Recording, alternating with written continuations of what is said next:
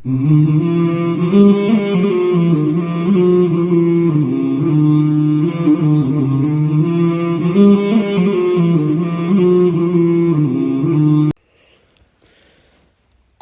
کا مسلمانوں پر ظلم و ستم جاری رہا، لیکن مسلمان بھی صبر و استقلال کے ساتھ دین کی دعوت برحق پر قائم تھے، اور نبی کریم صلی اللہ تعالیٰ علیہ وسلم اللہ کے پیغام کو پہنچانے میں بے حد مصروف تھے، اور اسی مصروفیت اور آپ کی کوششوں و کاوشوں کا اثر یہ ہونے لگا کہ مکۃ المکرمہ کے بڑے بڑے سردار بھی اسلام کے دامن میں آنے لگے۔ انہی خوش نصیبوں میں حضرت حمزہ رضی اللہ تعالیٰ عنہ کا بھی شمار ہوتا ہے، جو حضور اکرم صلی اللہ تعالیٰ وسلم کے چچا تھے۔ اعلان نبوت کے 6 سال حضرت حمزہ اور حضرت عمر رضی اللہ عنہما، 2 ایسی ہستیاں دامن اسلام میں آ گئی جن سے اسلام اور مسلمانوں کے جاہ و جلال اور ان کے عزت و اقبال کا پرچم بہت ہی سربلند ہو گیا۔ حضور صلی اللہ تعالی وسلم کے چچاؤں میں حضرت حمزہ کو آپ صلی اللہ علیہ وسلم سے بڑی والہانہ محبت تھی، اور وہ صرف 2-3 سال حضور اکرم صلی اللہ تعالی علیہ وسلم سے عمر میں زیادہ تھے، اور چونکہ انہوں نے بھی حضرت ثویبہ کا دودھ پیا تھا، اس لیے حضور صلی اللہ علیہ وسلم کے رضاعی بھائی بھی تھے۔ حضرت حمزہ رضی اللہ تعالیٰ عنہ بہت ہی طاقتور اور بہادر تھے، اور شکار کے بہت ہی شوقین تھے۔ روزانہ صبح سویرے تیر کمان لے کر گھر سے نکل جاتے، اور شام کو شکار سے واپس لوٹ کر حرم میں جاتے، خانہ کعبہ کا طواف کرتے، اور قریش کے سرداروں کی مجلس میں کچھ دیر بیٹھا کرتے تھے۔ ایک دن حسب معمول شکار سے واپس لوٹے تو ابن جدعان کی لونڈی اور خود ان کی بہن حضرت بی بی صفیہ رضی اللہ تعالی عنہا نے ان کو بتایا کہ آج ابو جہل نے کس کس طرح تمہارے بھتیجے حضرت محمد صلی اللہ علیہ وسلم کے ساتھ بے ادبی اور گستاخی کی ہے۔ یہ ماجرا سن کر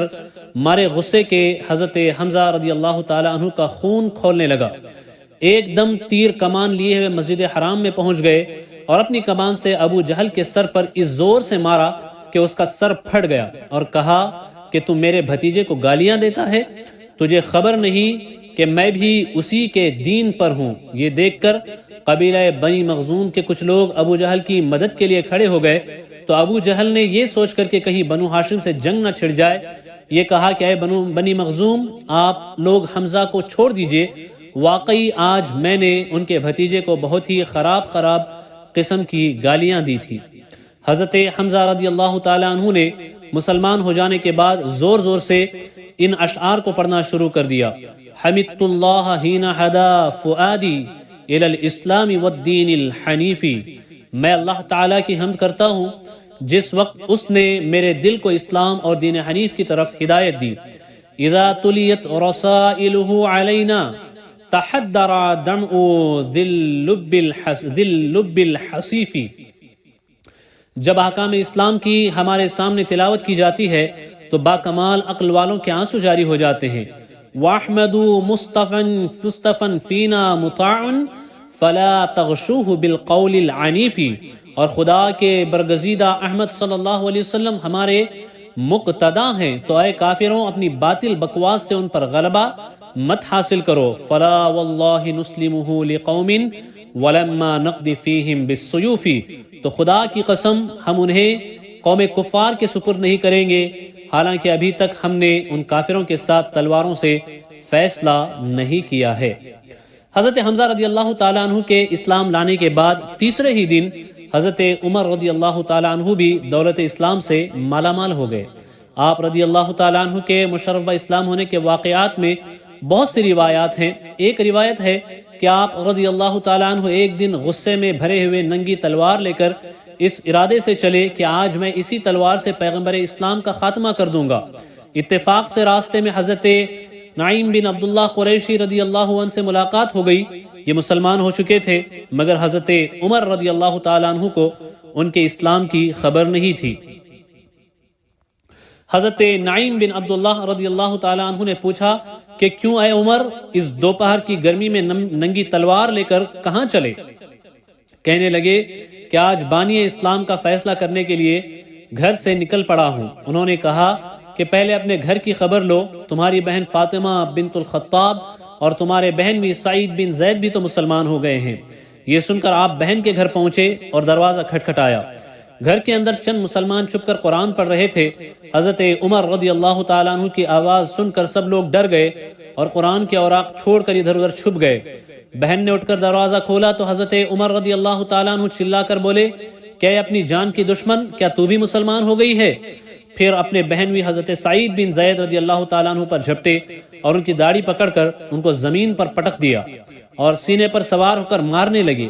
ان کی بہن حضرت فاطمہ رضی اللہ تعالیٰ عنہ اپنے شوہر کو بچانے کے لیے دوڑ پڑی تو حضرت عمر رضی اللہ تعالیٰ عنہ نے ان کو ایسا تماچا مارا کہ ان کے کانوں کے جھومر ٹوٹ کر گر پڑے اور ان کا چہرہ خون سے لہو لہان ہو گیا۔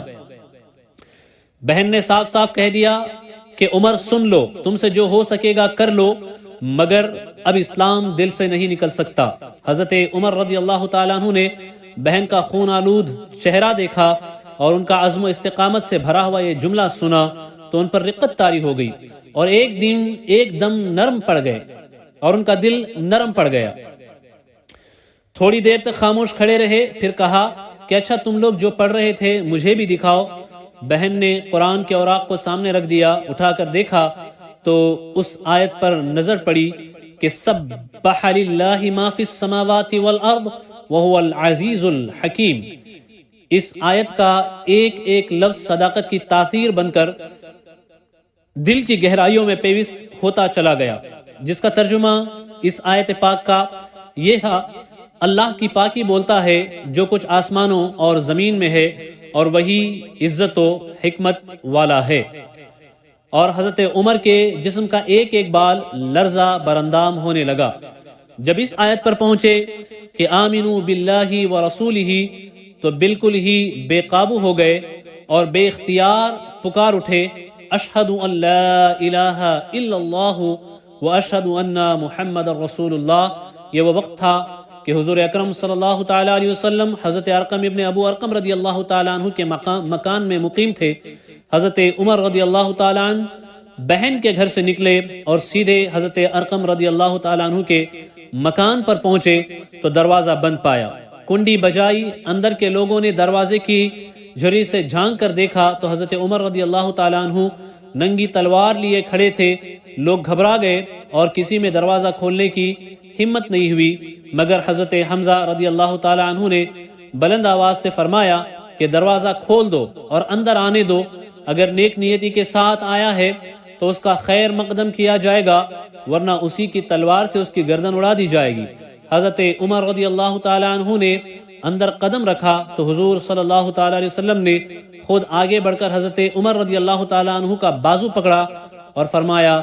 کہ اے خطاب کے بیٹے، تو مسلمان ہو جا، آخر تو کب تک مجھ سے لڑتا رہے گا۔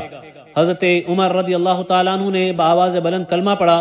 حضور صلی اللہ تعالیٰ علیہ وسلم نے مارے خوشی کے نعرے تکبیر بلند فرمایا اور تمام حاضرین نے زور سے اللہ اکبر کا نعرہ مارا کہ مکہ کی پہاڑیاں گونج اٹھی۔ پھر حضرت عمر رضی اللہ تعالیٰ عنہ کہنے لگے کہ یا رسول اللہ صلی اللہ علیہ وسلم، یہ چھپ چھپ کر خدا کی عبادت کرنے کے کیا معنی؟ اٹھیے ہم کعبہ میں چل کر علی الاعلان خدا کی عبادت کریں گے، اور خدا کی قسم میں کفر کی حالت میں جن مجلسوں میں بیٹھ کر اسلام کی مخالفت کرتا رہا ہوں، اب ان تمام مجالس میں اپنے اسلام کا اعلان کروں گا۔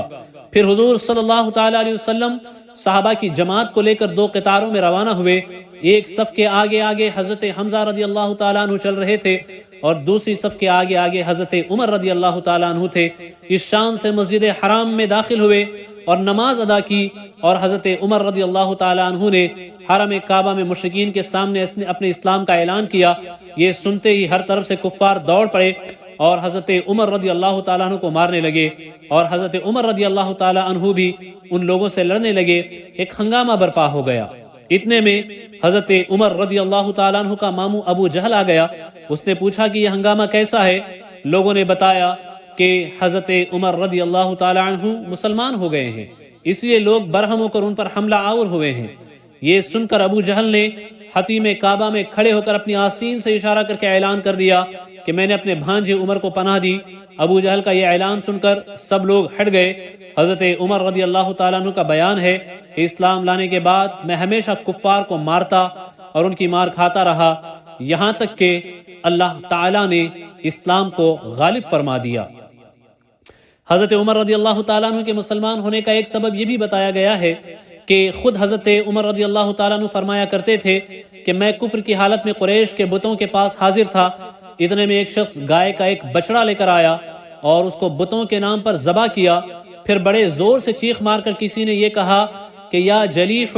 امر نجیح رجل فصیح یقول لا الہ الا اللہ۔ یہ آواز سن کر سب لوگ وہاں سے بھاگ کھڑے ہوئے، لیکن میں نے یہ عزم کر لیا کہ میں اس آواز دینے والے کی تحقیق کیے بغیر ہرگز یہاں سے نہیں ٹلوں گا۔ اس کے بعد پھر یہی آواز آئی کہ یا جلیح امر نجیح رجل فصیح یقول لا الہ الا اللہ، یعنی اے کھلی ہوئی دشمنی کرنے والے، ایک کامیابی کی چیز ہے کہ ایک فساد والا آدمی لا الہ الا اللہ کہہ رہا ہے، حالانکہ بتوں کے آس پاس میرے سوا دوسرا کوئی بھی نہیں تھا۔ اس کے فوراً ہی بعد حضور صلی اللہ تعالیٰ علیہ وسلم نے اپنی نبوت کا اعلان فرمایا۔ اس واقعے سے حضرت عمر رضی اللہ تعالیٰ عنہ بے حد متاثر تھے، اس لیے ان کے اسلام لانے کے اسباب میں اس واقعے کو بھی کچھ نہ کچھ ضرور دخل ہے۔ بخاری شریف جلد اول میں یہ روایت موجود ہے۔ حضرت عمر رضی اللہ تعالیٰ عنہ کو جب کفار مکہ نے بہت زیادہ ستایا تو عاص بن وائل سہمی نے بھی آپ رضی اللہ تعالیٰ عنہ کو اپنی پناہ میں لے لیا، جو زمانے جاہلیت میں آپ کا حلیف تھا۔ اس لیے حضرت عمر رضی اللہ تعالیٰ عنہ کفار کی مار دھاڑ سے بچ گئے۔ جب حضرت عمر اور حضرت حمزہ رضی اللہ تعالیٰ عنہ اسلام لے آئے تو کفار بہت ہی مایوس ہوئے اور انہوں نے مسلمانوں کو ستانے اور نبی کریم صلی اللہ تعالی وسلم کو تکلیف دینے کا ایک نیا طریقہ کھوجا اور نبی کریم صلی اللہ تعالی وسلم کا سوشل بائیکاٹ کرنے کا انہوں نے اعلان کیا۔ شعب ابی طالب، یہ سن 7 نبی اعلان نبوت کے 7ویں سال کی بات ہے جب نبی کریم صلی اللہ علیہ وسلم کو اپنے خاندان کے ساتھ شعب ابی طالب میں پناہ لینی پڑی۔ دراصل ہوا یوں کہ اعلان نبوت کے 7ویں سال کفار مکہ نے جب دیکھا کہ روز بروز مسلمانوں کی تعداد بڑھتی ہی جا رہی ہے اور حضرت حمزہ و حضرت عمر رضی اللہ تعالیٰ عنہ جیسے بہادران قریش بھی دامن اسلام میں آ گئے ہیں، تو وہ غیظ و غضب میں ڈوب کر آپے سے باہر ہو گئے اور تمام سرداران قریش اور مکہ کے دوسرے کفار نے اسکیم بنائی کہ حضور صلی اللہ تعالی علیہ وسلم اور ان کے خاندان کا مکمل بائیکاٹ کر دیا جائے اور ان لوگوں کو کسی تنگ و تاریک جگہ میں محصور کر کے ان کا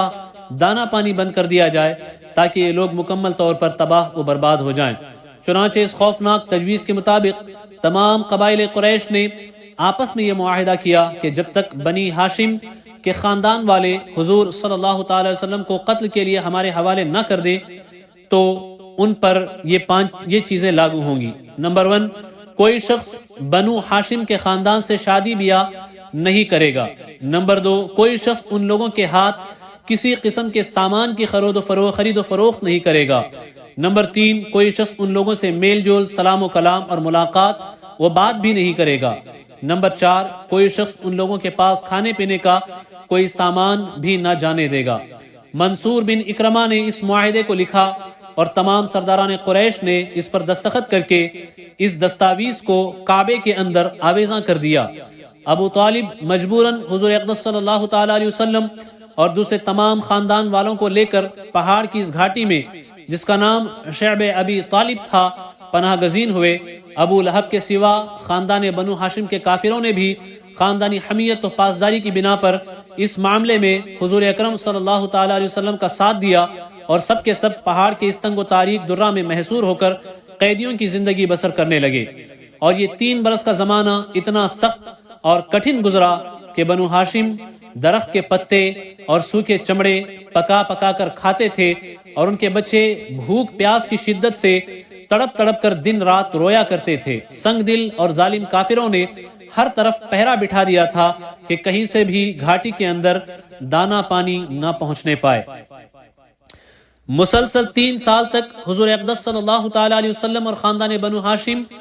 ان ہوش ربا مصائب کو جھیلتے رہے، یہاں تک کہ خود قریش کے کچھ رحم دلوں کو بنو ہاشم کی ان مصیبتوں پر رحم آ گیا اور ان لوگوں نے اس ظالمانہ معاہدے کو توڑنے کی تحریک اٹھائی۔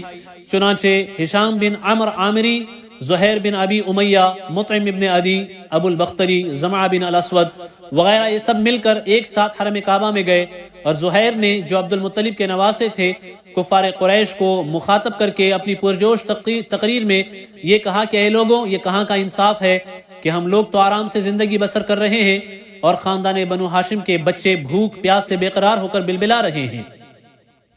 خدا کی قسم، جب تک اس وحشیانہ معاہدے کی دستاویز پھاڑ کر پاؤں سے نہ رون دی جائے گی، میں ہرگز چین سے نہیں بیٹھ سکتا۔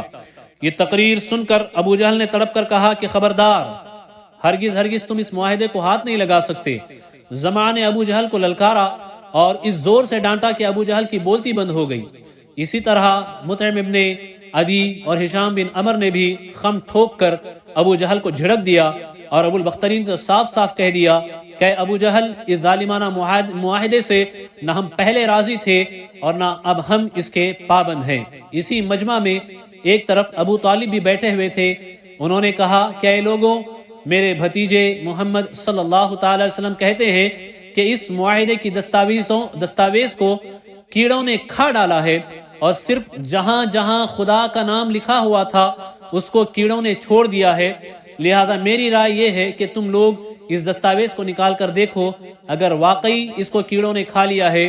جب تو اس کو چاک کر کے پھینک دو، اور اگر میرے بھتیجے کا کہنا غلط ثابت ہوا تو میں محمد صلی اللہ تعالی علیہ وسلم کو تمہارے حوالے کر دوں گا۔ یہ سن کر مطعم ابن عدی کعبہ کے اندر گیا اور دستاویز کو اتار لایا، اور سب لوگوں نے اس کو دیکھا تو واقعی بجز اللہ تعالی کے مقدس نام کے پوری دستاویز کو کیڑوں نے کھا لیا تھا۔ مطعم ابن عدی نے سب کے سامنے اس دستاویز کو پھاڑ کر پھینک دیا، اور پھر قریش کے چند بہادر باوجود ہے کہ یہ سب کے سب اس وقت کفر کی حالت میں تھے، ہتھیار لے کر گھاٹی میں پہنچے اور خاندان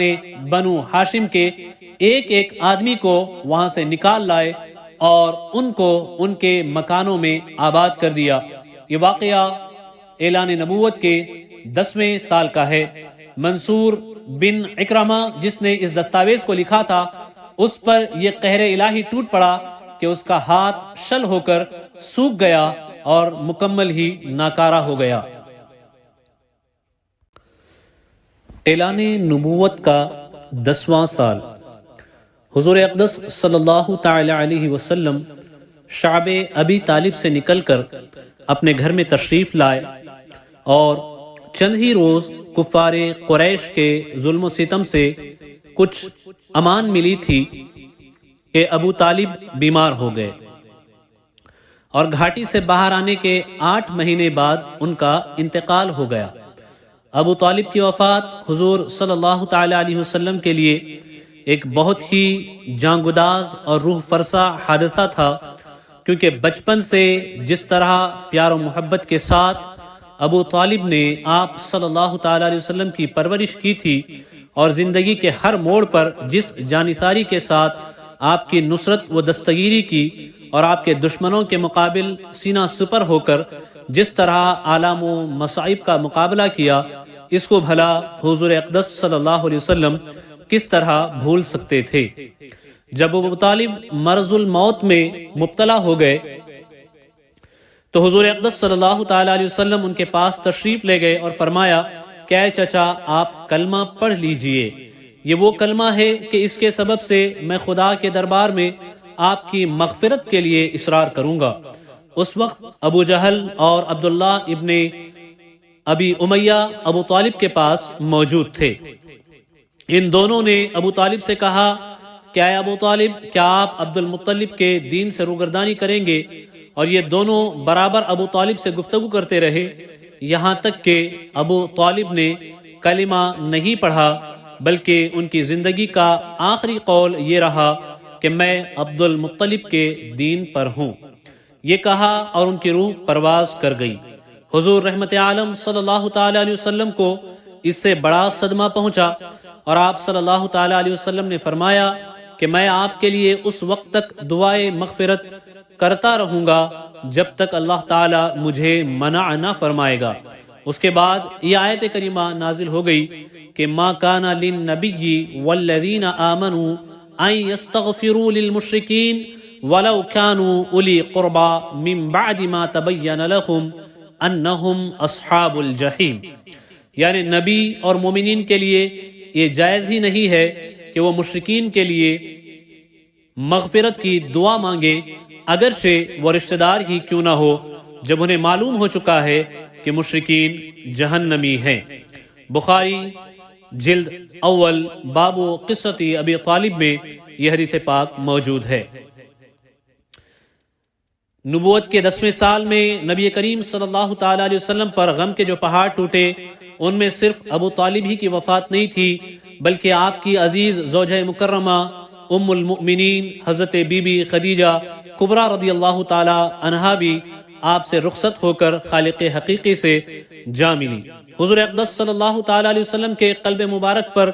ابھی ابو طالب کے انتقال کا زخم تازہ ہی تھا کہ ابو طالب کی وفات کے 3 دن یا 5 دن کے بعد حضرت بی بی خدیجہ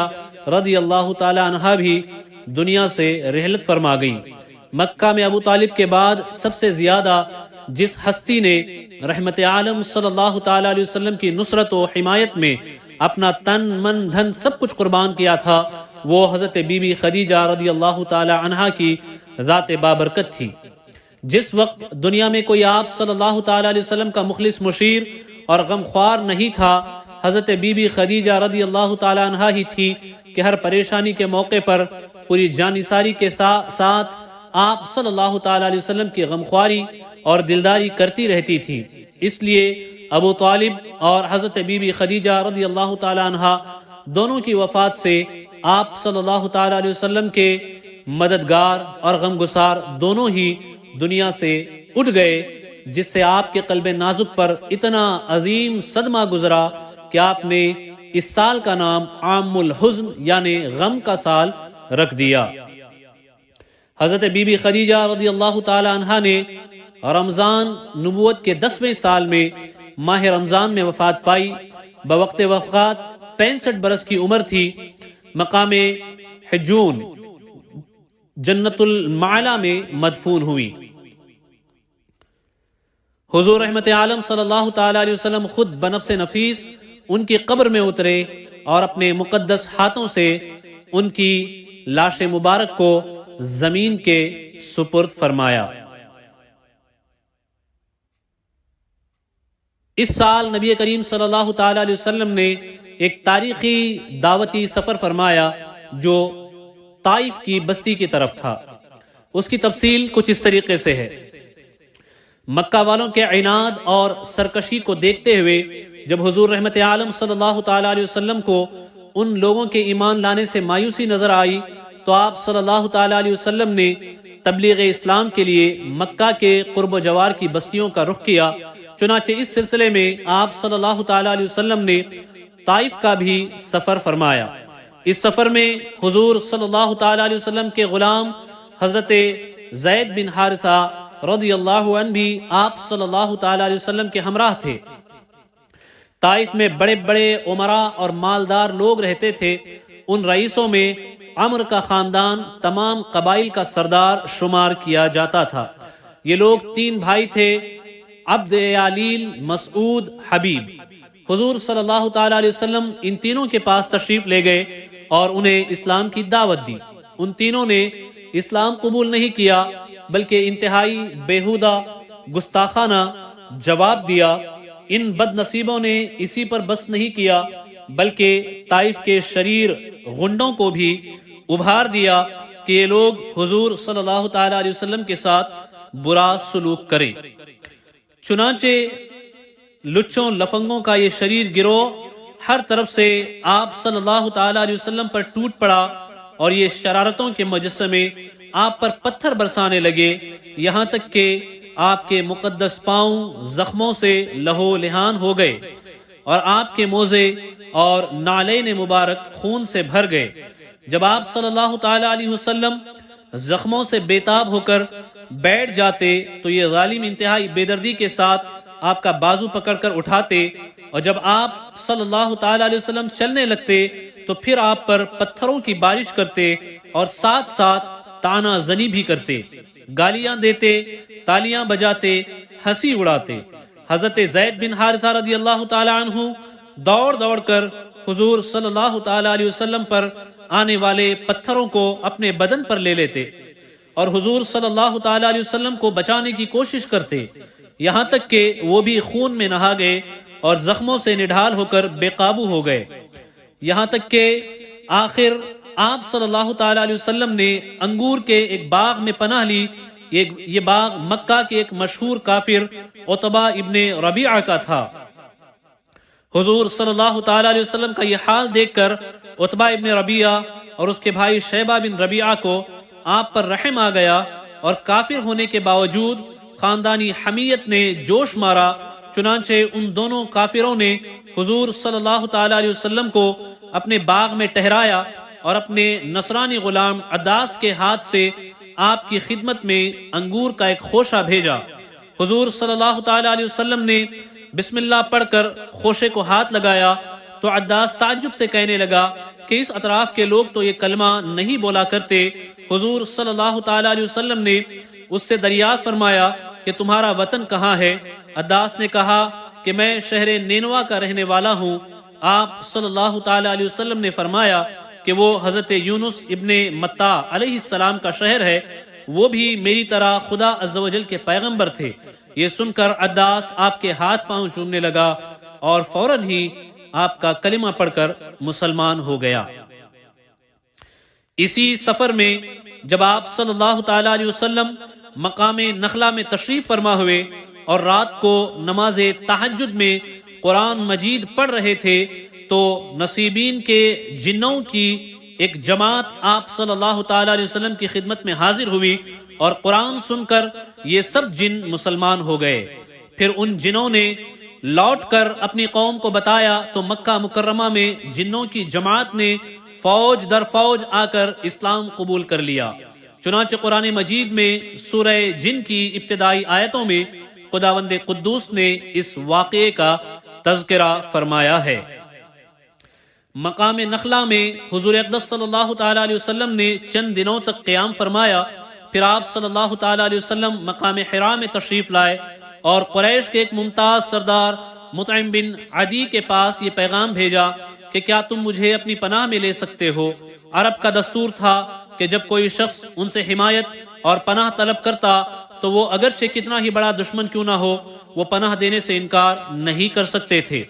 چنانچہ مطعم بن عدی نے حضور صلی اللہ تعالی علیہ وسلم کو اپنی پناہ میں لے لیا اور اس نے اپنے بیٹوں کو حکم دیا کہ تم لوگ ہتھیار لگا کر حرم میں جاؤ، اور مطعم بن عدی خود گھوڑے پر سوار ہو گیا اور حضور صلی اللہ تعالی علیہ وسلم کو اپنے ساتھ مکہ لایا اور حرم کعبہ میں اپنے ساتھ لے کر گیا اور مجمع عام میں اعلان کر دیا کہ میں نے محمد صلی اللہ تعالی علیہ وسلم کو پناہ دی ہے۔ اس کے بعد حضور صلی اللہ تعالی علیہ وسلم نے اطمینان کے ساتھ حجر اسود کو بوسہ دیا اور کعبے کا طواف کر کے حرم میں نماز ادا کی، اور مطعم بن عدی اور اس کے بیٹوں نے تلواروں کے سائے میں آپ صلی اللہ تعالی علیہ وسلم کو آپ کے دولت خانہ تک پہنچا دیا۔ اس سفر کے مدتوں بعد ایک مرتبہ ام المؤمنین حضرت عائشہ صدیقہ طیبہ طاہرہ رضی اللہ تعالی عنہا نے حضور اقدس صلی اللہ تعالی علیہ وسلم سے دریافت کیا کہ یا رسول اللہ صلی اللہ تعالی علیہ وسلم، کیا جنگ احد کے دن سے بھی زیادہ سخت کوئی دن آپ پر گزرا ہے؟ تو آپ صلی اللہ تعالی علیہ وسلم نے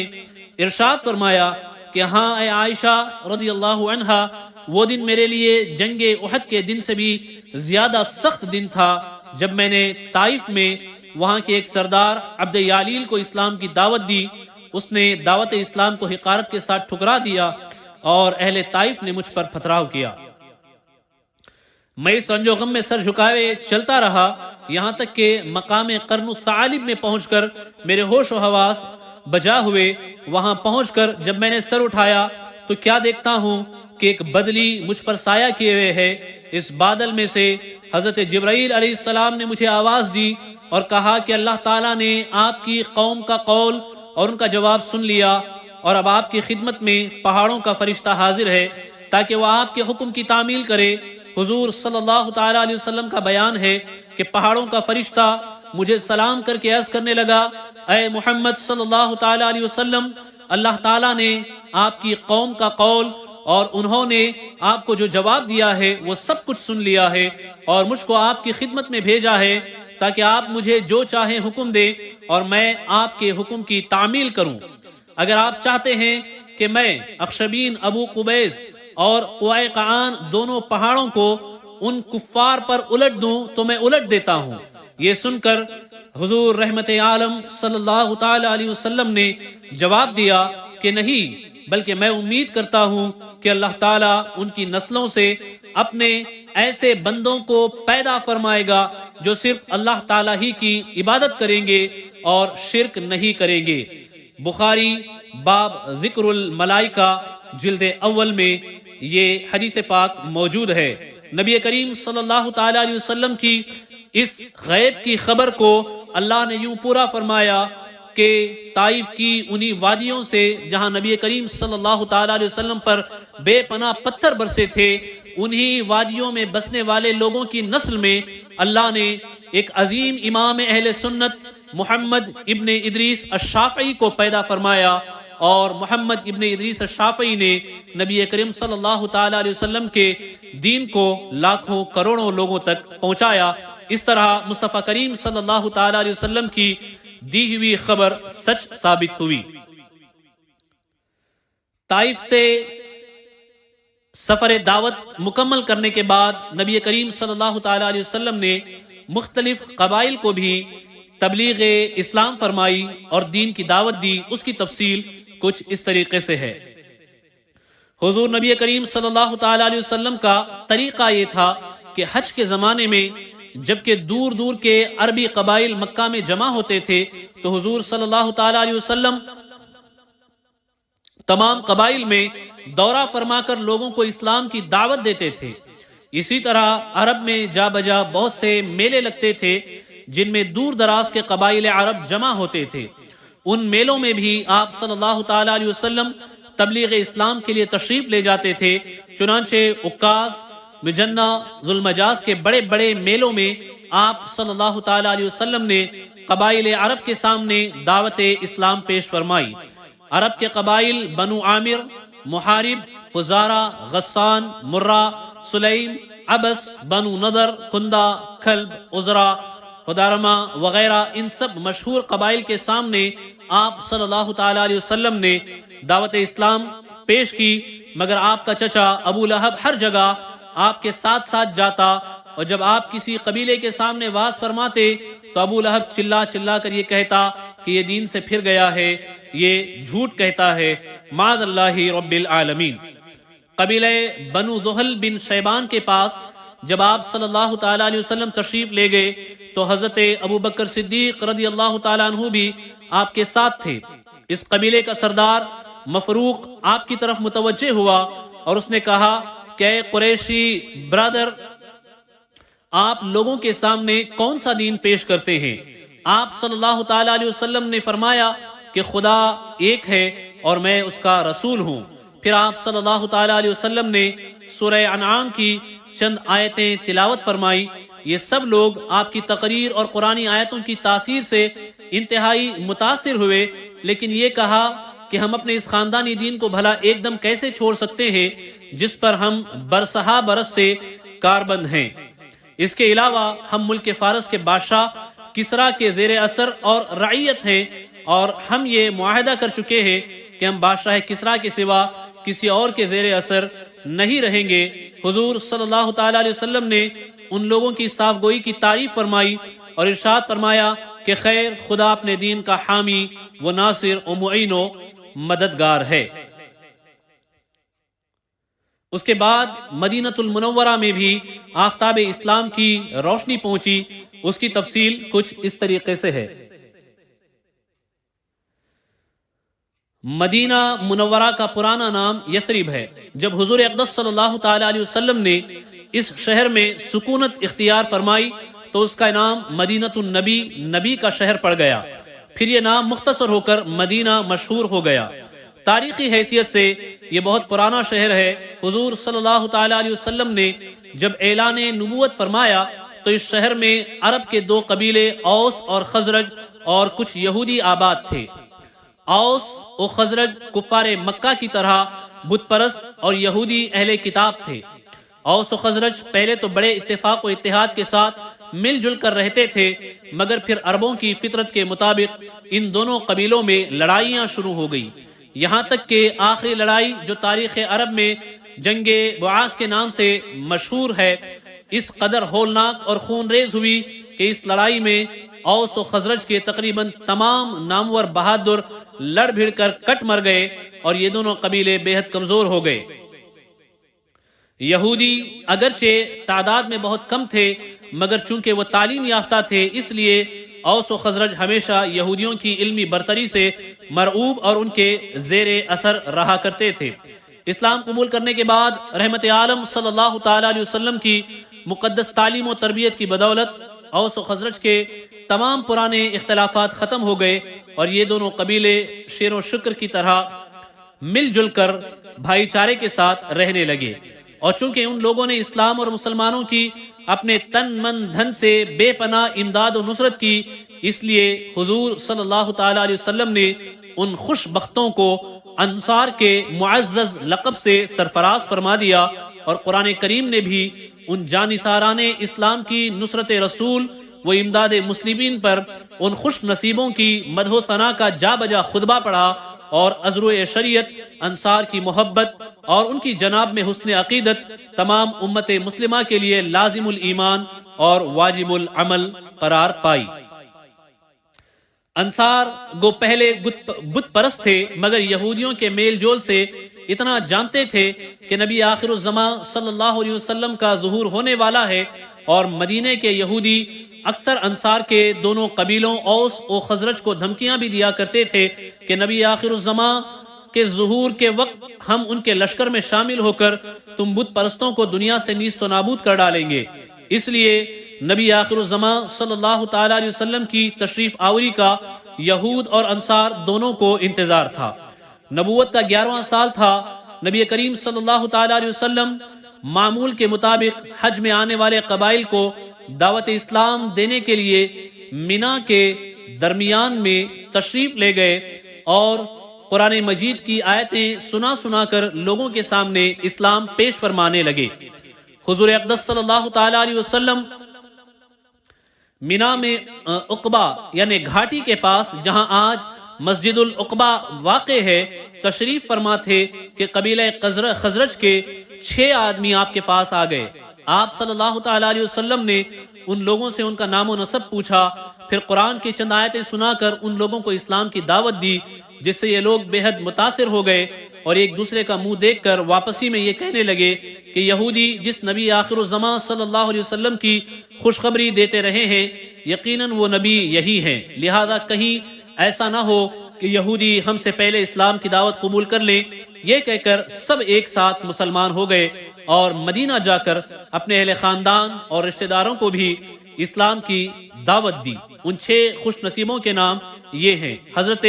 عقبہ ابن عامر بن نابی، حضرت ابو امامہ اسعد بن زرارہ، حضرت عوف ابن حارث، حضرت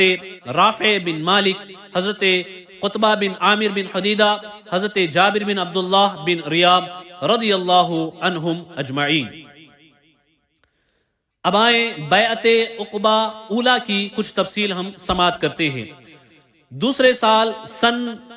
12 اعلان نبوت کے اعتبار سے، یعنی اعلان نبوت کے 12ویں سال میں حج کے موقع پر مدینہ کے 12 اشخاص مینا کی اسی گھاٹی میں چھپ کر مشرف و اسلام ہوئے اور حضور اقدس صلی اللہ تعالی علیہ وسلم سے بیعت ہوئے۔ تاریخ اسلام میں اس بیعت کا نام بیعت عقبہ اولا ہے۔ ساتھ ہی ان لوگوں نے حضور اقدس صلی اللہ تعالی علیہ وسلم سے یہ درخواست بھی کی کہ احکام اسلام کی تعلیم کے لیے کوئی معلم بھی ان لوگوں کے ساتھ کر دیا جائے۔ چنانچہ حضور رحمت عالم صلی اللہ تعالی علیہ وسلم نے حضرت مصعب ابن عمیر رضی اللہ تعالیٰ عنہ کو ان لوگوں کے ساتھ مدینہ منورہ بھیج دیا۔ وہ مدینہ میں حضرت اسد ابن زرارہ رضی اللہ تعالیٰ عنہ کے مکان پر ٹھہرے اور انصار کے ایک ایک گھر میں جا جا کر اسلام کی تبلیغ کرنے لگے، اور روزانہ ایک دو نئے آدمی آغوش اسلام میں داخل ہو کر اپنی قسمت چمکانے لگے۔ اس طرح مدینے میں اسلام کا دائرہ پھلنے پھولنے اور بڑھنے لگا، یہاں تک کہ رفتہ رفتہ مدینے سے قباء تک کا گھر گھر اسلام لانے والوں سے بھر گیا۔ مدینے سے قباء تک کے گھر گھر اسلام پھیل گیا۔ قبیلہ اوس کے سردار حضرت سعد ابن معاذ رضی اللہ تعالیٰ عنہ بہت ہی بہادر اور با اثر شخص تھے۔ حضرت مصعب ابن عمیر رضی اللہ تعالیٰ عنہ نے جب ان کے سامنے اسلام کی دعوت پیش کی تو انہوں نے پہلے تو اسلام سے نفرت و بیزاری ظاہر کی، مگر جب حضرت مصعب بن عمیر رضی اللہ تعالیٰ عنہ نے ان کو قرآن مجید پڑھ کر سنایا تو ایک دم ان کا دل پسیج گیا اور اس قدر متاثر ہوئے کہ سعادت ایمان سے سرفراز ہو گئے۔ ان کے مسلمان ہوتے ہی ان کا قبیلہ اوس بھی دامن اسلام میں آ گیا۔ اسی سال بقول مشہور ماہ رجب کی 27ویں رات کو حضور اقدس صلی اللہ تعالی علیہ وسلم بحالت بیداری معراج جسمانی کے لیے تشریف لے گئے، اور اسی سفر معراج میں 5 نمازیں فرض ہوئی، جس کا ذکر بھی انشاءاللہ العظیم بیان ہوگا۔ بیعت عقبہ ثانیہ یعنی گھاٹی میں ہونے والی دوسری بیعت۔ اس کے 1 سال بعد نبوت کے 13ویں سال میں حج کے موقع پر مدینہ المنورہ کے تقریباً 72 اشخاص نے مینا کی اسی گھاٹی میں اپنے بت پرست ساتھیوں سے چھپ کر حضور اقدس صلی اللہ تعالی علیہ وسلم کے دست حق پرست پر بیعت کی، اور یہ عہد کیا کہ ہم لوگ آپ صلی اللہ تعالی علیہ وسلم کی اور اسلام کی حفاظت کے لیے اپنی جان قربان کر دیں گے۔ اس موقع پر حضور اقدس صلی اللہ علیہ وسلم کے چچا حضرت عباس رضی اللہ عنہ بھی موجود تھے، جو ابھی تک مسلمان نہیں ہوئے تھے۔ انہوں نے مدینہ والوں سے کہا کہ دیکھو، محمد صلی اللہ تعالی علیہ وسلم اپنے خاندان بنو ہاشم میں ہر طرح محترم اور باعزت ہیں۔ ہم لوگوں نے دشمنوں کے مقابلے میں سینہ سپر ہو کر ہمیشہ ان کی حفاظت کی ہے۔ اب تم لوگ ان کو اپنے وطن میں لے جانے کے خواہش مند ہو تو سن لو، اگر مرتے دم تک تم لوگ ان کا ساتھ دے سکو تو بہتر ہے، ورنہ ابھی سے کنارہ کش ہو جاؤ۔ یہ سن کر حضرت برا ابن عازب رضی اللہ عنہ طیش میں آ کر کہنے لگے کہ ہم لوگ تلواروں کی گود میں پلے ہیں۔ حضرت برا ابن عازب رضی اللہ تعالی عنہ اتنا ہی کہنے پائے تھے کہ حضرت ابو الحیثم رضی اللہ عنہ نے بات کاٹتے ہوئے یہ کہا کہ یا رسول اللہ صلی اللہ تعالی علیہ وسلم،